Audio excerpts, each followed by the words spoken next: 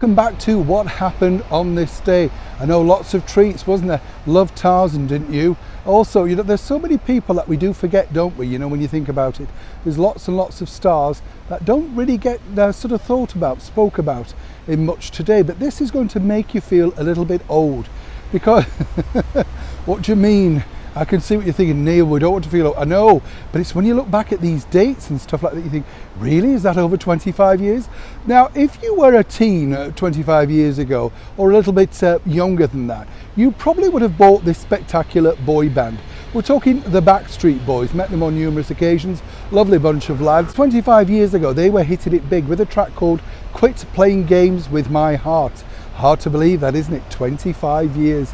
They were a spectacular success as a boy band because they were built on the back of the previous boy band of that generation, New Kids on the Block. Am I making you feel old now?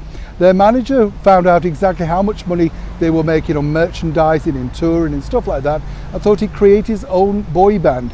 The reason why I mention them is not just because it's 25 years, but according to a very good source, there's a documentary, one of those streaming affairs in the making, all about their time, exactly how they found fame, what they did with their millions, and more importantly, where have the millions gone? As with all boy bands, they're never the richest people. It's always the managers, the record labels, the agents, everybody else does well, but sadly not the boy band. As ever though, what else happened on this day? On this day, the brilliant pop star Debbie Gibson was born way back in 1970. Now that doesn't make you feel old, does it? Of course, she had mega hits in the 80s, and for my generation, I think she was a precursor of Britney Spears. Britney took it a little bit further with the school uniform, but Debbie Gibson, for me, was truly talented. I was lucky enough to meet her briefly when she came over to London to star in Grease at the Dominion Theatre with the Neighbours star Craig McLachlan. She was a huge success, and she was one of those talented girls that could play, write songs, dance and sing. And brilliantly, she's still going today. Do check out some of her dates. Back on this day, 1957, there was one lady who really created a storm, possibly for all the wrong reasons, because she got the #1 single, Who Remembers Tammy, by the equally brilliant Debbie Reynolds. Now, Debbie Reynolds, as many know, became a good friend. We got to know her very well. She never wanted to be a pop star, it was all part of a thing with the movie, and they said, oh, let's record a song. She never thought it would become a big hit. It really did become her signature tune. But according to Debbie, her husband, Eddie Fisher, never truly got over the fact that she had a #1 hit in her own right. So there were problems just simply because she was supremely talented in many other things. Said the word Wuthering Heights, you would think, of course, of Kate Bush, and other people might think of Emily Bronte, but many people would think of the wonderful actor Laurence Olivier. He was deemed one of our finest actors over here in Great Britain, the United Kingdom, the Commonwealth, and eventually the world. He starred in the film version of Wuthering Heights, but also on this day, 1940, he married another brilliant British beauty, the Gone with the Wind star Vivian Lee. Now, their marriage was, well, many people might say, to be scandalous in many forms, and it sort of lumbered on for many years. Sadly, of course, they decided to part. Laurence went on to become an international star, director, writer, and the founding member of the National Theatre over here in the United Kingdom. Vivian Lee, of course, is known for her beauty and so many outstanding roles. On this day, a #1 hit single, which everybody will know, and you'll all know this when I mention it because you'll be singing it all day.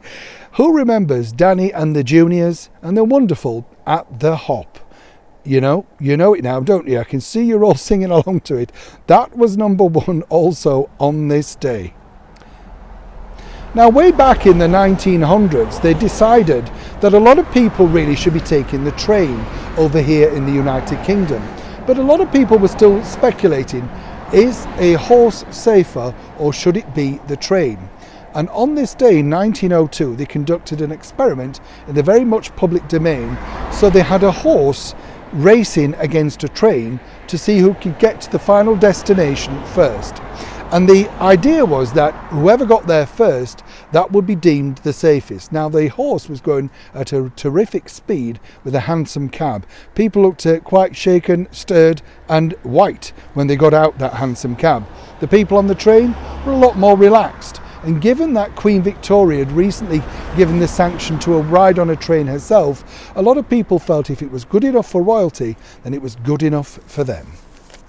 And finally, on this day, he was a major British star, a little bit risque for the time apparently, but he was a firm favourite with the British monarchy and indeed the late Queen Mother, and more importantly our resident monarch now.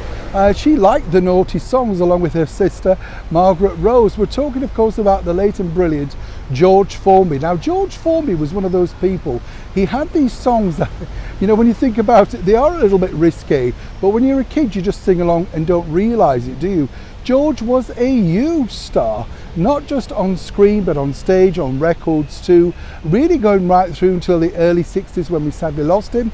Every year there's a convention, the George Formby Society get together, play their ukuleles in tandem, do acts, etc. They recently did one at the Morecambe Winter Gardens, an area that he appeared in summer seasons way back in the 30s and 40s. So it's nice that that was reached. By the way, the Morecambe Winter Gardens is being put back together, lovingly restored, well worth a visit if you're in that area or planning to go on some late holidays or day trips. But yes, on this day, George Formby, sadly, his record, When I'm Cleaning Windows, was banned by the BBC, considering it to be too risque. Not too risque though to be played in the corridors of Buckingham Palace. As ever, you're up to date with what happened on this day, and as ever, I ask that burning question, will I see you tomorrow? Neil Sean in the very heart of London.